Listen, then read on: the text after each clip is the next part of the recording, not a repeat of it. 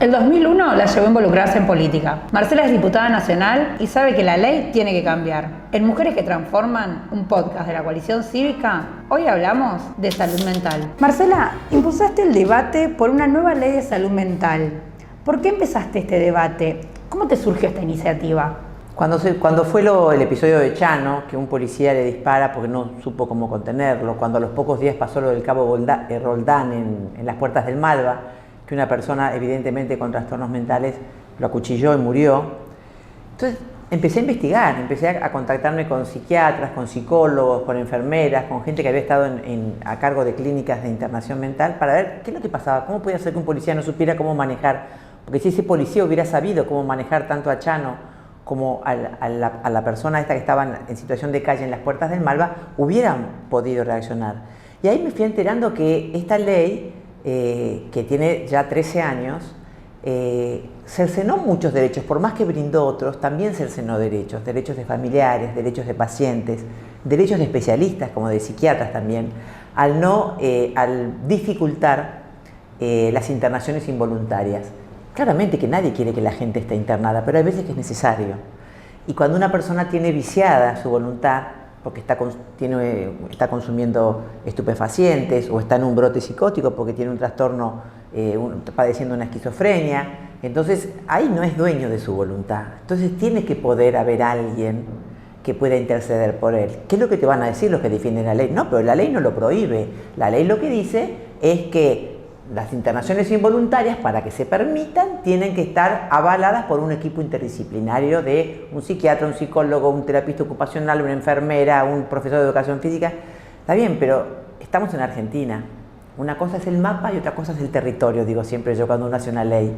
Y en el territorio, pedir un turno para que te atienda un equipo interdisciplinario y tener 6 meses como mínimo. La mamá de Chano me decía, yo tengo los recursos económicos para poder atender a mi hijo con un equipo interdisciplinario y tenerlo así, ni bien Pero no es la realidad de toda la gente, no es la realidad de muchísimos jóvenes y muchísimas madres que están en el interior tratando de poder darle una solución a su hijo que está atravesando un momento difícil, que ella lo conoce y sabe que es necesario internarlo y no tiene las posibilidades de hacerlo. Entonces me pareció que teníamos que abordar esta ley para generar modificaciones en la misma. Bueno, algo venías hablando sobre, Chano, gente anónima, a lo largo de todo tu recorrido en la temática, pudiste seguramente palpar experiencias, situaciones que habrán sido muy, muy fuertes. ¿Hay alguna que te haya marcado? Sí, claro. Cuando uno va a las marchas que organizan el grupo de la Madre Marcha y estás en contacto no solamente con madres de la droga, es decir, madres de adictos, sino con madres de enfermos, y ves el abandono que sienten, lo solas que se sienten. Ves pocos hombres, pero ves algunos hombres.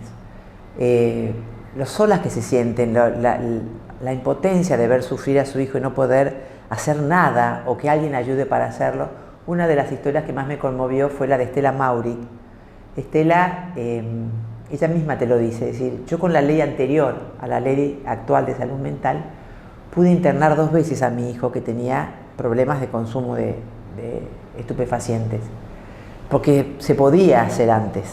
A partir de que se sanciona esta ley y que impide las internaciones involuntarias, no pude internarlo más a mi hijo porque mi hijo no se quería internar y se terminó pegando un tiro. Hoy yo ya no lo tengo. Entonces esas cosas te conmueven. Vos decís, muchas madres ahí en la marcha te dicen, el camino de mi hijo es la cárcel o el cementerio. Porque obviamente muchas madres son víctimas de sus hijos en que les roban para poder consumir drogas. Entonces ellas terminan denunciándolos para que, aunque sea, estén presos y no estén consumiendo de una manera así con tanta asiduidad. Entonces el testimonio de las madres que también estuvieron acá hará un mes en la Comisión de Adicciones, y vos escuchabas a distintas madres, el testimonio de la madre es desgarrador. Uno lo ve como madre también, pero también lo ve como un Estado ausente en poder dar las respuestas. Y un Estado que no se quiere hacer cargo, porque lo niega, es decir, no visibiliza. Lo que te dicen ellas, somos invisibles, nadie nos ve. Entonces eso es lo que te da más impotencia, porque es una ley que ellos, los que la defienden, te dicen, bueno, no está implementada, nunca se implementó. Bueno, no funcionó esa ley. Los artículos esos están impidiendo que se puedan internar involuntariamente personas, que un familiar pueda internar a su hijo. Nadie quiere estar internando gente. La mayoría de los enfermos mentales y las personas con trastornos son ambulatorios, pero esta ley, en su artículo 27, impide que haya institutos específicos, es decir, lo que se llaman monovalentes, los prohíbe, y los que están funcionando, a partir del 2020, tenían que dejar de funcionar. Entonces, ¿dónde pones a una persona? ¿En un hospital general, al lado de un infartado? ¿Vas a poner a un enfermo que yo les llamo verticales porque necesitan estar en movimiento, tocando todo? No, necesitas enfermeros específicos para eso, médicos específicos para eso, el psiquiatra, que es el que puede medicar, un psicólogo no puede medicar.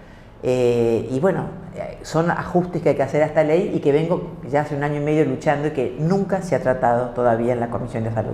¿Qué le dirías a ese familiar, a esa madre que, dice, estoy invisibilizada ante el sistema, no doy más? ¿Qué es lo primero que te sale a vos para decirles? Yo te veo y veo tu sufrimiento, y veo lo que estás atravesando.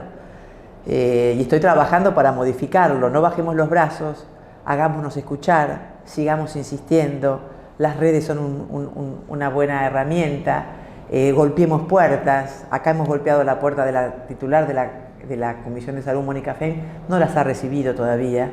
Pero bueno, cuando vos estás invisible tenés que tratar de hacerte visible. A veces hay que hacer ruido. Y esas son las marchas que se hacen y que convocan acá en la puerta del Congreso a muchas madres y familiares de adictos y de enfermos mentales. Te corro un poquito de toda esta temática y te llevo al plano más personal, pero bueno, creo que también te atraviesa lo político. ¿En qué momento tuviste algún punto de inflexión y qué te trajo? ¿Te trajo algún aprendizaje? Mira, a mí siempre me gustó la política, pero nunca me animé a participar. Siempre me pareció que era algo sucio, que la gente descalificaba o miraba mal. Entonces, nunca me llamó meterme en política, por más que yo siempre iba a votar a todas las internas del radicalismo, siempre iba a votar, me gustaba, aunque a veces no los votaba los radicales, me gustaba votar en las internas y decidir quiénes iban a votar los que votaran al radicalismo. Pero cuando fue el que se vayan todos, y el 2001, el 2002, el 2003, cuando Elisa Carrió se metió en política y fue su candidatura a presidente, cuando un López Murphy se metió en política, cuando yo vi que había una manifestación de la sociedad harta con la política y yo veía que nadie se iba, dije, yo tenía hijos pequeños, tenía uno recién nacido y uno de 5 o 6 años, y veía que mis amigas con hijos más grandes le sacaban la ciudadanía a sus hijos para irse al exterior, o los anotaban en universidades o colegios en el exterior. Dije, yo no quiero que mis hijos crezcan pensando en irse del país. Y ese fue el empujón que necesité para animarme a participar en política.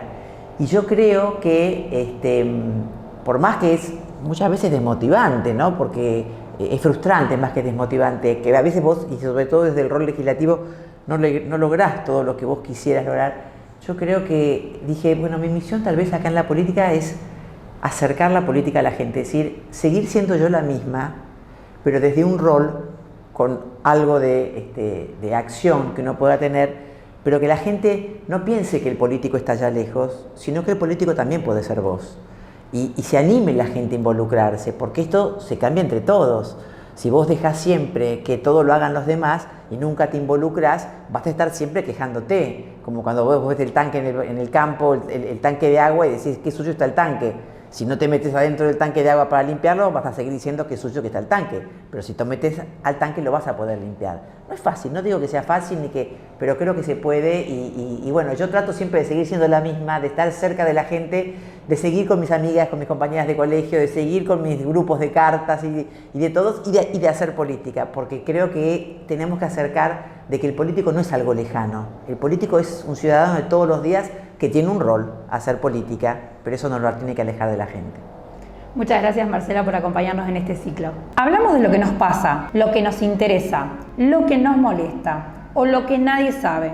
Hablamos de todo. Mujeres que transforman, un podcast de la Coalición Cívica que recorre las diferentes realidades que atraviesan miles de mujeres en la vida cotidiana.